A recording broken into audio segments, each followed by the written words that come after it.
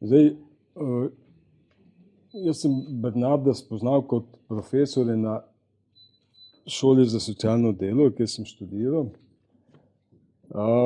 Bolj sem ga pa v bistvu zares spoznal potem v okviru projektov Tabor in stvari, ki so bile okrog Taboru organizirane. Zdaj, to je bilo sredi 80-ih in takrat je bila v bistvu Tabor je bil ponujen kot oblika prakse. In nas je šlo nekaj sošolcev in smo šli na Pohorje. Tabor je takrat vodil drugo skupino Jani Bras. Vse skupaj je bilo kar zanimivo. Jaz sem sicer že nekaj izkušenj imel, sem delal preko Zveze prijateljev mladine, 2-krat sem bil kot vzgojitelj v koloniji. Zdaj, tako občutek je bil hecen. Vem, da smo se sošolci pogovarjali, ampak kaj mi sploh lahko naredimo s temi otroki? Se pravzaprav skoraj ne da nič. Tako da nismo bili nekako zelo optimistični v tej situaciji, ampak to se je kasneje spremenilo, seveda. Je bilo pa zanimivo v bistvu tale skupina odraslih.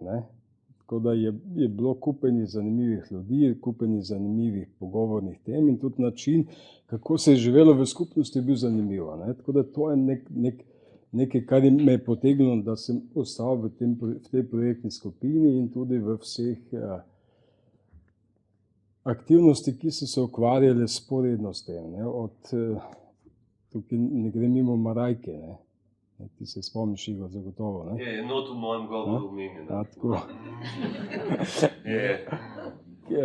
Gre za kup ljudi, ki so bili že prej omenjeni, ki so bili nekako povezani tudi z šolo, bi rekel, sekcije za psihodinamiko, John Southgate, mislim, Rajčeva je prišla. Kup zanimiv zadev, okej. Zdaj, potem sem jaz študijo končal, šel na sociologijo in še tisto zaključil in začel se delati na področju mladoletništva.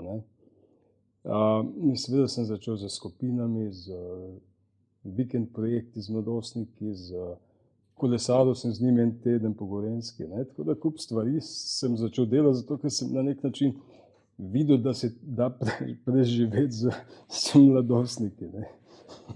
Za začetek je bilo to dovolj. Ni tako enostavno. In potem, ko preživiš, se vsebine na tisto nalagajo. In videl sem, da se dajo. In so se nalagali dobre vsebine. Kasneje sem začel seveda hitro tudi delati tabore. V okviru Centra za socialno delo, kjer sem bil zaposlen, še vedno sem po neki kontinuiteti vedno tam. In kmalu ugotovo, zdaj, Bernard je bil supervizor naš zadnjih 15-20 let in še vedno je. In sem ugotovil, da ko so mladostniki vse 2 leti v naših aktivnosti, v našem programu, Zvone to tudi dobro ve, ki je bil vodja centra, na katerem se to odvijalo. Ne vem, če si ti bil toliko pozoren na to. Kaznive dejanja so imeli. In smo v skupino vključevali najbolj zahtevne mladostnike iz centra. Evo, Zvone je prekimal, to da ne lažem. Zdaj, o tem bi se dalo govoriti veliko. Mi smo naredili taborni prostor, tudi nekateri ga poznamo, nekateri se tudi prispevali, da se je oblikoval in to je bila kot nekaj, bi rekel, nek prostor, kamor smo prihajali vsako leto.